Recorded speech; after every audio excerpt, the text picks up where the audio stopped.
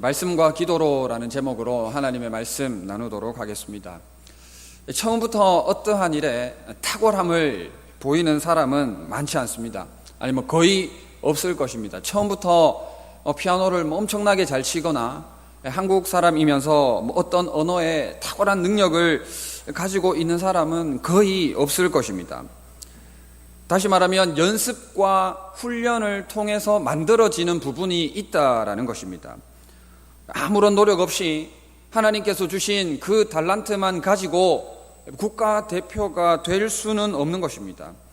땀을 흘리고 피가 나는 그러한 과정이 필요한 것입니다. 그런 과정이 그 사람을 만들어주는 부분이 있다라는 것입니다. 물론 타고난 재능이 중요합니다. 타고난 달란트가 어떤 것인지 너무나 중요한 것입니다. 그러나 그러한 재능을 가지고 있다고 해서 피와 땀을 흘리는 노력을 무시해서는 그 재능을 발전시켜 나가기가, 그 재능을 제대로 발휘하기가 어려운 것입니다.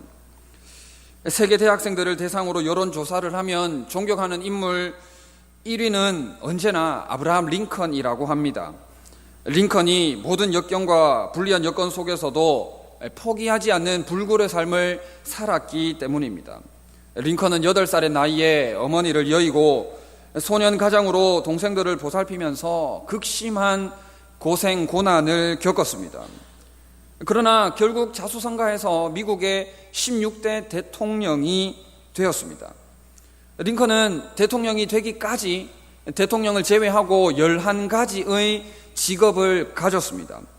학교 교육이라고는, 공식적인 학교 교육이라고는 채 1년 정도 받은 것이 전부였지만 독학으로 변호사가 되었고, 셰익스피어에 대해서는 전문가적인 조예를 가지고 있었고, 성경도 상당히 많이 알고 있었습니다.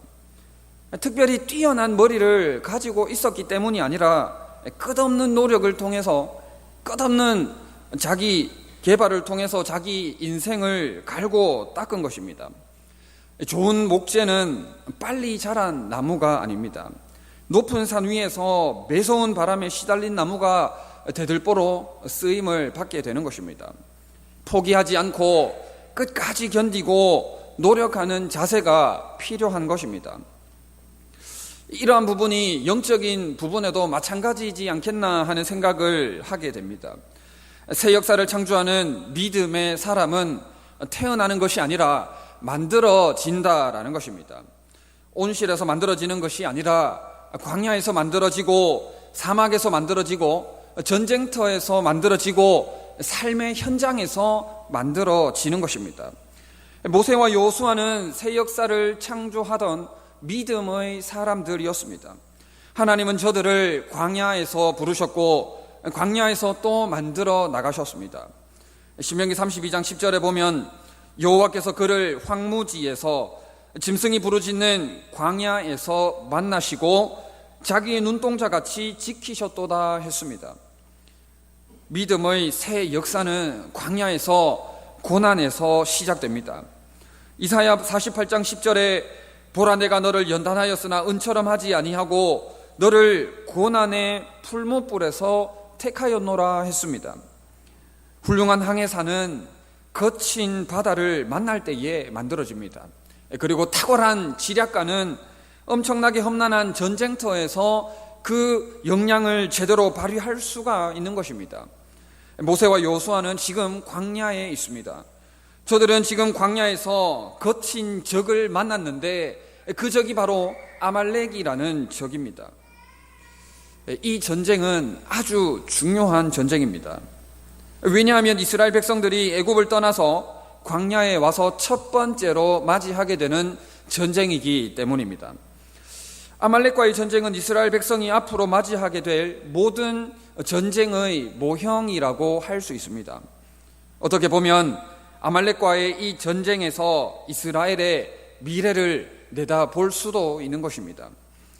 하나님은 이 전투에 대해서 관심을 많이 가지고 계셨습니다. 왜냐하면 전쟁의 승패를 가리는 것보다 장차 이스라엘 민족을 가나안 땅으로 들어가게 할, 인도할 믿음의 사람을 키우고 계셨기 때문입니다. 하나님은 역사를 내다보십니다. 멀리 내다보십니다. 하나님은 사람을 통해서 하나님의 뜻을 성취시켜 나가는 것입니다. 하나님은 40년 후에 있게 될 가나안 정복의 역사도 생각을 하셨습니다. 그래서 지금 아말렉 전투에서 장차 가나안 땅을 정복할 여호수아를 주의 깊게 관찰하시면서 여호수아를 준비시키고 있다라는 것입니다. 이스라엘이 아말렉을 물리쳤을 때에 하나님은 그 승리의 역사를 책에 기록해서 기념하라고 말씀하셨습니다. 그리고 여호수아의 귀에 외워 들리라는 것입니다. 오늘 본문 14절에 보면 여호와께서 모세에게 이르시되 이것을 책에 기록하여 기념하게 하고 여호수아의 귀에 외워 들리라 했습니다. 하나님은 모세에게 여호수아의 귀에 첫 전투의 승리를 귀에 외워 들리게 하셨습니다. 첫 전투의 승리를 마음에 새기게 하셨습니다. 다시 말하면 반복해서 승리의 방법을 가르치고 승리의식을 심어주도록 모세에게 명령을 하신 것입니다. 그 이유는 승리를 통해서 여호수아를 키우고자 하는 것입니다. 여호수아에게 배우라는 것입니다. 승리에 취해서 그냥 그렇게 아무렇게나 지나가는 것이 아니라 귀에 외워 들림으로 인해서 그 승리의식을 마음에 새기라는 것입니다. 왜냐하면 그 승리로 인해서 또 다른 승리를 가져오게 되고 승리자가 또 승리자를 낳게 되는 것이기 때문입니다. 그런데 여호수아를 위한 이 기록은 승리만을 기록한 것이 아닙니다. 실패의 방법도 담겨 있습니다. 아말렉이 이길 때도 있었습니다. 그러나 아말렉이 이길 때는 모세의 기도의 손이 내려갔을 때입니다. 하나님은 여호수아에게 이러한 부분도 가르치고 싶었다라는 것입니다. 여러분, 얼마나 하나님의 말씀을 암송하고 계십니까? 어릴 적부터 신앙생활을 하셨던 분들은 성경학교나 혹은 수련회를 통해서 또 이런 각종 대회들을 통해서 이 모양 저 모양으로 하나님의 말씀을 암송하고 접할 기회들이 있었을 것입니다. 보통 중고등부 시절을 지내면서 수련회를 가게 되면 밥절이라고 하면서 요절 말씀을 암송해야 밥을 먹게끔 했던 시절이 있었습니다. 지금도 그렇게 하는지 잘 모르겠지만 어쨌든 밥을 먹기 위해서라도 하나님의 말씀을 억지로라도 암송을 해야 했습니다. 그런데 지금은 어떻습니까? 이 핑계 저 핑계 바쁜 핑계들을 대면서 하나님의 말씀을 등한시하는 삶이 되고 있지는 않습니까? 얼마나 하나님의 말씀을 많이 암송하고 있는지를 질문하고 있는 것은 아닙니다. 물론 하나님의 말씀을 암송하는 것이, 많이 암송하는 것이 중요하지만 얼마나 내 삶이 말씀 중심의 삶인지 아닌지를 묻고 있는 것입니다. 신앙생활의 연수를 따라서 말씀을 많이 암송할 수 있지만 말씀을 많이 암송한다고 해서 말씀 중심의 삶을 산다고 볼 수는 없습니다. 비록 신앙생활의 연수가 얼마 되지 않는다 할지라도, 그로 인해서 암송하는 말씀이 비록 적다 할지라도 얼마든지 말씀 중심의 삶을 살 수가 있는 것입니다. 이 승리를 통해서 이것을 책에 기록하여서 기념하게 하고 또 여호수아의 귀에 들려서 외우게 하는 것은 40년 후에 있게 될 가나안 정복 전쟁의 주역을 키우는 데 있는 것입니다. 사람을 키우는 데 있는 것입니다. 여호수아를 키우고자 하는 그 목적이 있는 것입니다. 하나님은 이것을 통해서 하나님의 역사를 만들어 나가고자 하는 것입니다. 왜냐하면 하나님의 말씀이 진정한 승리를 가져오기 때문입니다. 그렇기 때문에 우리는 하나님의 말씀을 마음에 새겨야 하는 것입니다. 그런데 이 전쟁을 승리하게 하는 분이 누구냐 하는 것입니다. 아말렉과의 전쟁에서 거둔 승리는 인간의 승리가 아니라 바로 하나님의 승리였습니다. 본문 15절에 모세가 제단을 쌓고 그 이름을 여호와 니시라고 했습니다. 여호와 니시라는 말은 하나님은 승리의 깃발이 되신다라는 뜻입니다. 승리하게 하시는 하나님이라는 뜻입니다. 승리를 주시는 분이 바로 우리 하나님이다라는 것입니다. 모세는 아말렉과의 치른 전쟁에서 이 승리가 나의 승리가 아니라, 우리의 승리가 아니라 하나님의 승리임을 보여주고 있는 것입니다. 우리는 전쟁이 하나님께 속한 것임을 알아야 합니다. 모세는 전쟁이 하나님께 속한 것임을 알고 있었습니다. 출애굽기 14장 13절에 모세가 백성에게 이르되 너희는 두려워하지 말고 가만히 서서 여호와께서 오늘 너희를 위하여 행하시는 구원을 보라. 너희가 오늘 본 애굽 사람을 영원히 다시 보지 아니하리라 했습니다. 그리고 이어서 14절에 여호와께서 너희를 위하여 싸우시리니 너희는 가만히 있을지어다 했습니다. 모세는 여호와께서 자기 백성들을 위해서 싸우실 것을 알고 있었습니다. 전쟁이 하나님께 속한 것임을 알고 있었습니다. 그래서 모세는 승리 후에 제단을 쌓고 여호와 니시라고 선포하는 것입니다.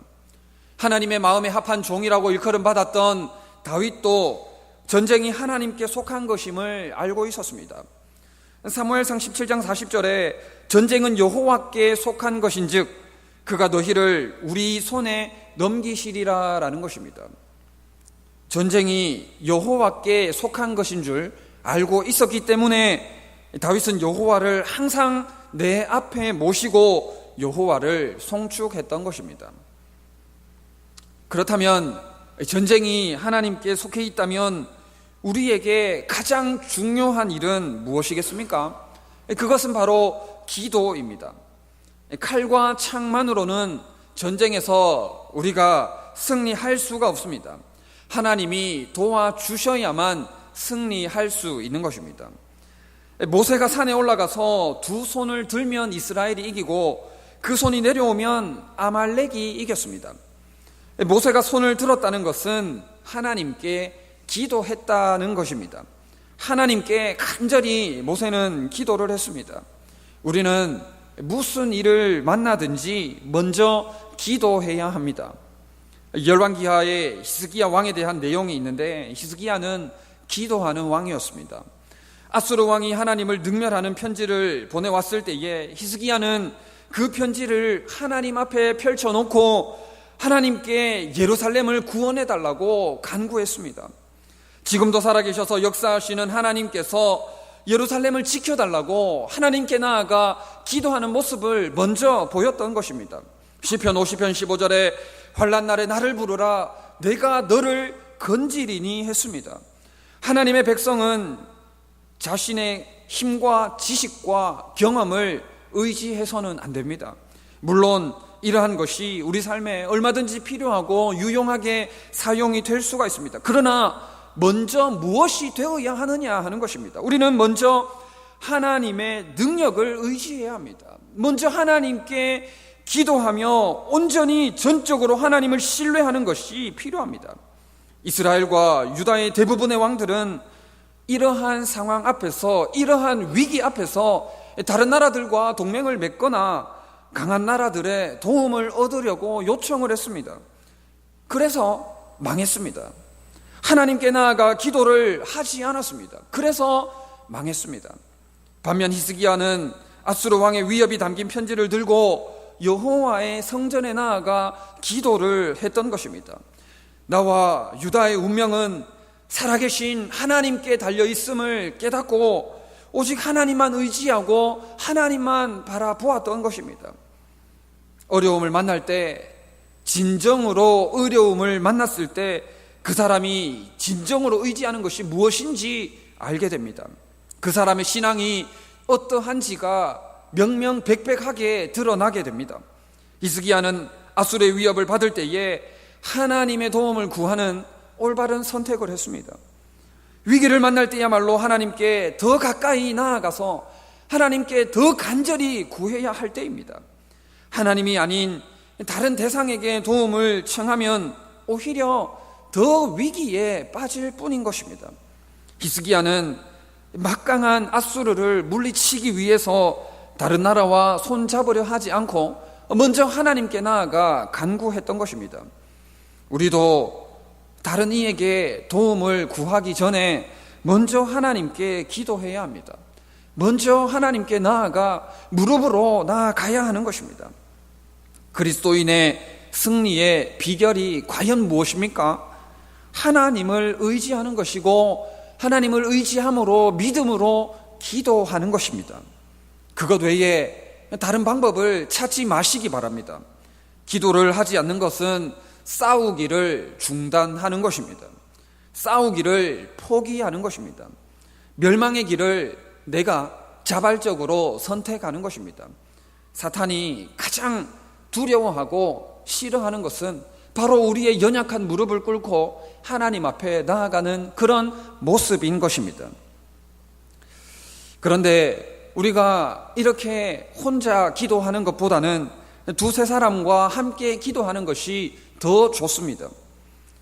모세와 함께한 여호수아 그리고 아론과 훌이 있었기 때문에 승리할 수 있었습니다. 믿음의 사람들은 동력자를 중요하게 생각합니다. 공동체를 소중하게 여기고 함께 일합니다. 믿음의 사람은 더불어 일하는 지혜를 가지고 있는 사람입니다. 오늘 본문 11절, 12절을 다 함께 읽어보도록 하겠습니다. 11절, 12절입니다. 시작.